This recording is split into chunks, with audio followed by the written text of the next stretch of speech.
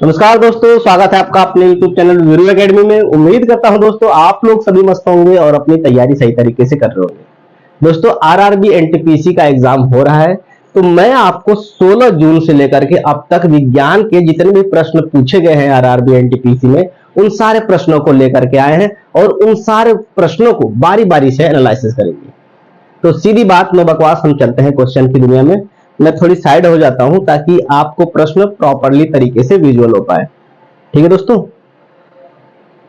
चलिए पहला प्रश्न आया था दोस्तों, नाइट ब्लाइंडनेस यानी रतौंधी मुख्य रूप से किस विटामिन की कमी के कारण होता है?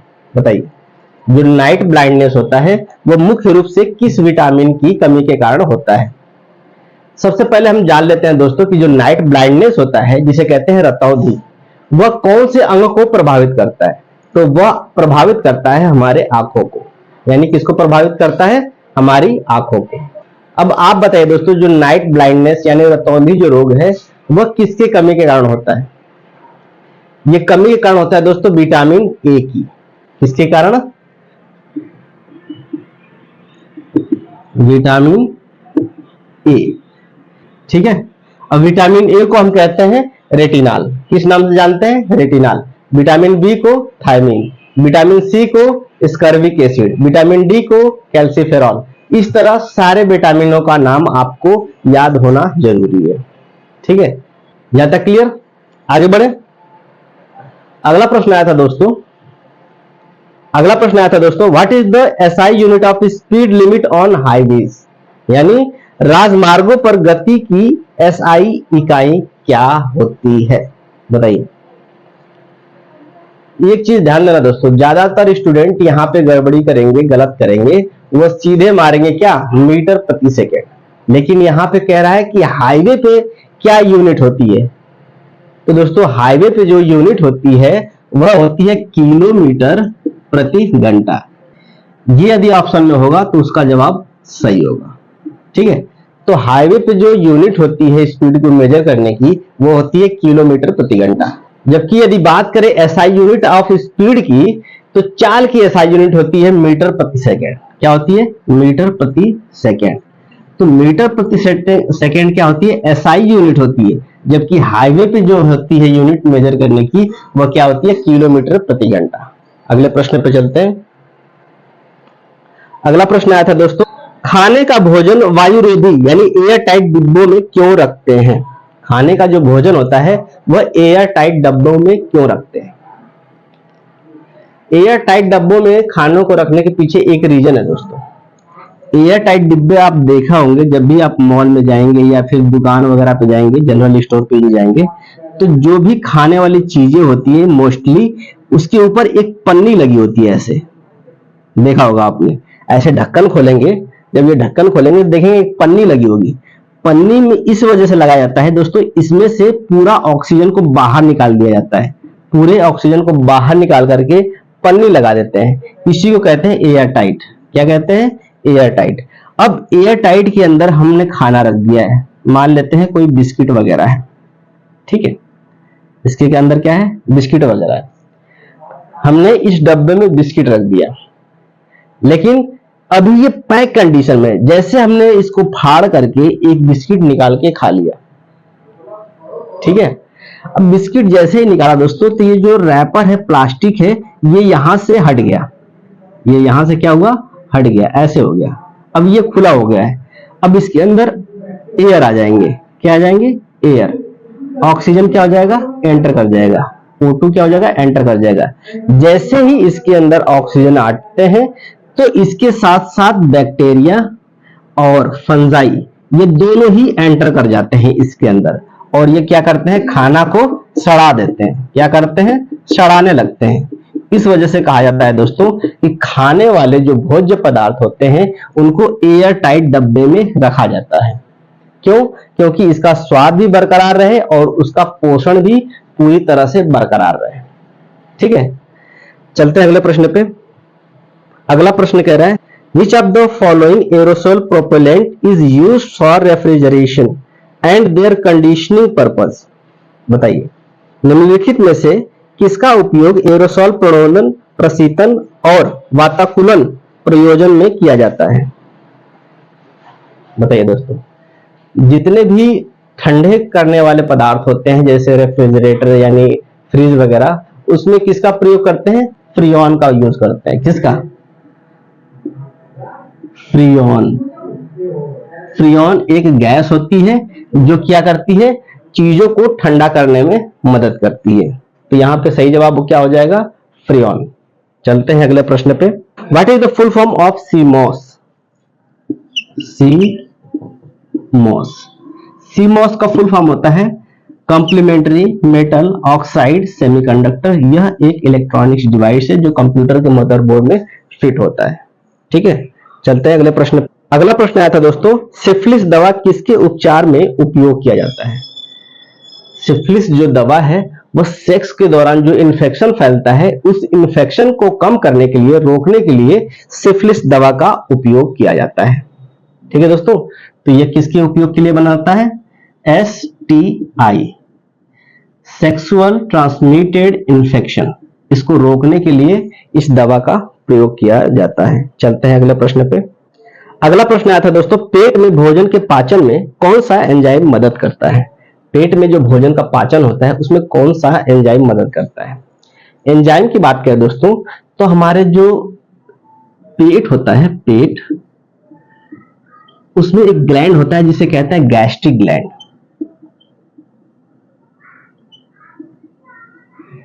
इस गैस्ट्रिक ग्लैंड में दो सेल पाए जाते हैं, चिप सेल और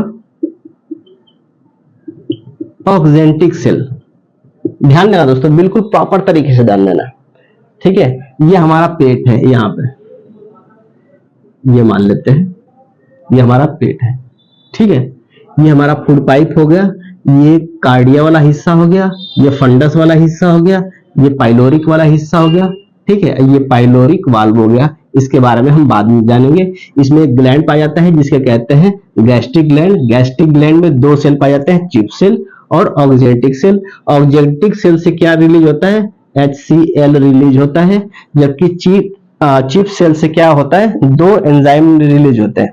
पहला होता है पेप्सिनोजन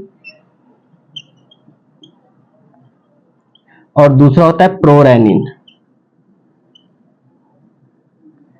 ठीक है, अब ये दोनों दोस्तों जो एंजाइम होते हैं वो इनएक्टिव फॉर्म में होते हैं जब तक इसमें इसके साथ HCl ना जुड़ा हो।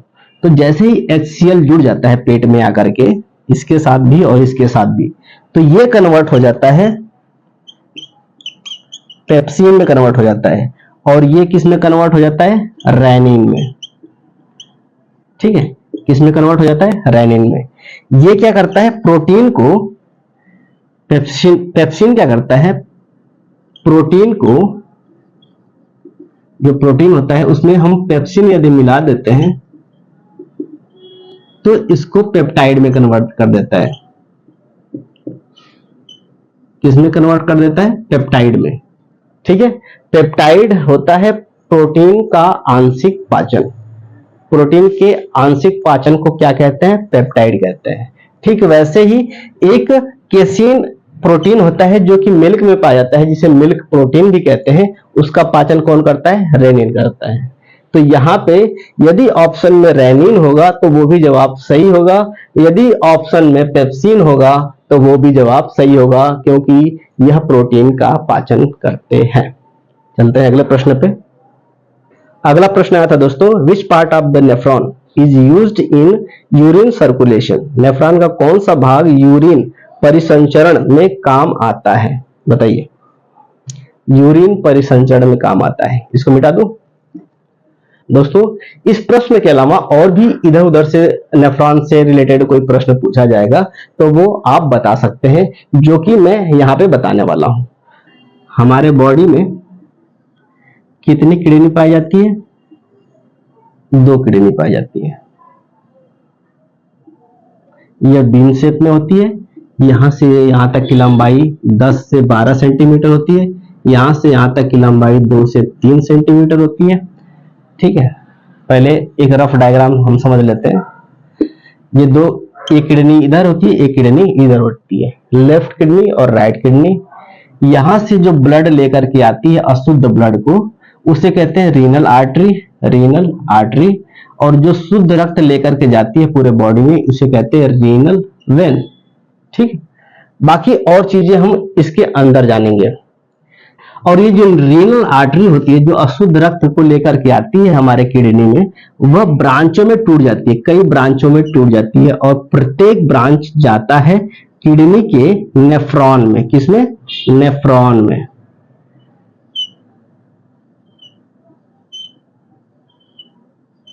किसमें जाता है? किडनी के नेफ्रॉन में। ध्यान देना दोस्तों, ये जो पोर्शन होता है इसे कहते हैं रीनल कॉर्टेक्स। क्या कहते हैं? Renal cortex. और ये वाला जो अंदर वाला भाग होता है इसको कहते हैं रीनल मेडुला। क्या कहते हैं? Renal medulla. ठीक है। और ये वाली जो पोर्शन होता है जहां सारी चीजें कलेक्ट होती हैं, इसको कहते हैं पेल्विस। क्या बोलते हैं? पेल्विस। और ये वाला जो भाग होता है इसको बोलते हैं यूरेटर। और यहां पे दोनों मिक्स हो जाते हैं, जिसे कहते हैं यूरेनरी ब्लैडर। ठीक है। और जहां से ये पेशाब निकलता है नीचे, इसको कहते हैं यूरेथ्रा। यहां पे हमें ध्यान नहीं देना है। हमें जानना क्या है? हमें जानना है दोस्तों कि इस पूरे किडनी में जो नेफ्रॉन होता है, और नेफ्रॉन में जो यूरिया फिल्ट्रेशन या सर्कुलेशन का काम करता है, वो कौन करता है, ये हमें प्रश्न में पूछा गया है। तो इसको मिटा करके हम बनाते हैं एक और डायग्राम। यहां पे बना देता हूं दोस्तों। ये जो रीनल आर्टरी होती है, वह रक्त को लेकर के आती है इस वाले नली में, और इस नली को कहते हैं अफरेंट आर्टरी, आर्ट्रियोली कहते हैं। क्या कहते हैं? अफरेंट आर्ट्रियोली। यहां तक क्लियर? अफरेंट आर्ट्रियोली आगे चल के बहुत सारे ब्रांचों में टूट जाती है, जिसे कहते हैं ग्लेमेरुलस। क्या कहते हैं? ग्लेमेरुलस। क्या कहते हैं? ग्लेमेरुलस। और एक पतली सी पाइप बन के निकलती है, जिसको बोलते हैं इफरेंट आर्ट्रियोली।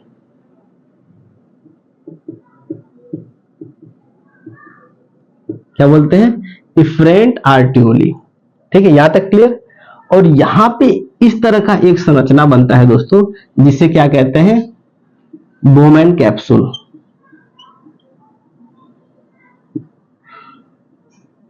क्या बोलते हैं? Bowman capsule. इस पार्ट की खोज एक वैज्ञानिक ने करा था, जिसका नाम था बोमेन कैप्सूल। उसी के नाम पर इस पार्ट का नाम क्या पड़ गया? Bowman capsule. यहां तक क्लियर? यहां के बाद ये वाली संरचना होती है, ये ऐसे बनती है, ऐसे।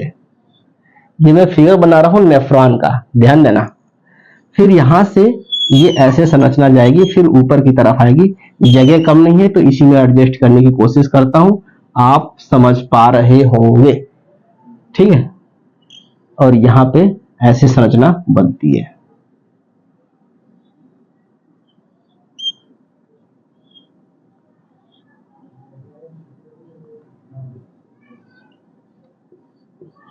ऐसी संरचना बनती है दोस्तों एक नेफ्रॉन की। ठीक है। अब होता क्या है, यहां पे अशुद्ध रक्त गया, अशुद्ध रक्त गया, इसमें क्लोरीन, सोडियम, मैग्नीशियम और जितने भी पोषक पदार्थ होते हैं, यूरिक एसिड वगैरह, वो सारे कहां हो जाएंगे? इस वाले में सारे कोशिकाओं में घूमने लगेंगे। ठीक है। जैसे ही घूमने लगे तो बोमेन कैप्सूल की खासियत होती है कि इन सारे पदार्थों को अंदर, अपने अंदर क्या होता है? एब्जॉर्ब कर लेता है। अब यहाँ पे एब्जॉर्ब हो चुका है। अब ध्यान देना दोस्तों, बोमेन कैप्सूल इन सारी चीजों को एब्जॉर्ब कर लिया है। इसके पास जब ये बाहर निकलता है तो इसके पास कुछ प्रोटीन बचता है और प्लस कुछ प्लाज्मा बचता है। तो प्रोटीन और प्लाज्मा लेकर के क्या करेगा ब्लड? उसे तो और भी चीजों की जरूरत होगी। तो ये क्या करता है? इफरेंट आर्ट्रियोली क्या करता है? इस नेफ्रॉन के चारों तरफ इर्द गिर्द ऐसे ही घूमने लगता है और कहता है, भाई साहब जो पोषक पदार्थ आपने ले लिया है वो हमारा वापस करिए, क्योंकि वैसे भी आप उसको यूरिन के रास्ते बाहर निकाल देंगे, लेकिन यहाँ पे हमारा कुछ पोषक पदार्थ है, यदि आप उसे नहीं देंगे तो हम कैसे जिंदा रहेंगे। तो ये क्या करता है? ये वाला जो पोर्शन होता है एक घुमावदार, इसे कहते हैं पीसीटी। यदि फुल फॉर्म बात करें तो प्रॉक्सिमल कॉन्वोलेटेड ट्यूब्यूल्स कहते हैं इसको। यहां पे ऐसा ही ठीक एक भाग होता है जिसे कहते हैं डीसीटी, डिजिटल कॉन्वोलेटेड ट्यूब्यूल्स। ठीक, एक लूप होता है दोस्तों, झूले की तरह संरचना होता है जिसे कहते हैं loop of Henle. Loop of Henle, loop of Henle ये क्या करता है, यहां भी पोषक पदार्थों का एब्जॉर्प्शन होता है, री एब्जॉर्प्शन इसे कहते हैं। ठीक है, तो री एब्जॉर्प्शन करने के बाद लास्ट में एक डक्ट पाया जाता है जिसे कहते हैं कलेक्टिंग डक्ट।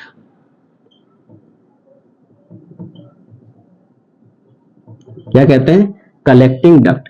कलेक्टिंग डक्ट क्या करता है, सारे यूरिन को कलेक्ट करके किसमें भेज देता है, पेल्विस में भेज देता है। किसमें भेज देता है, पेल्विस में। और पेल्विस में आपने देखा था यूरेटर के माध्यम से यूरिनरी ब्लैडर में चला जा रहा था। तो दोस्तों यह एक नेफ्रॉन का फिगर है जो कि यूरिया को फिल्ट्रेशन करने का काम करता है। यदि ऑप्शन में पीसीटी भी रहा तो ऑप्शन आपका सही हो जाएगा, ऑप्शन में डीसीटी भी रहा तो सही हो जाएगा, और तीसरा कलेक्टिंग डक्ट भी रहा तो सही होगा, क्योंकि यहीं पे सर्कुलेशन होता है। तो दोस्तों आज के लिए बस इतना ही, मिलेंगे कल नए उमंग, नए तरंग और नए क्वेश्चन के साथ। तब तक के लिए जय हिंद।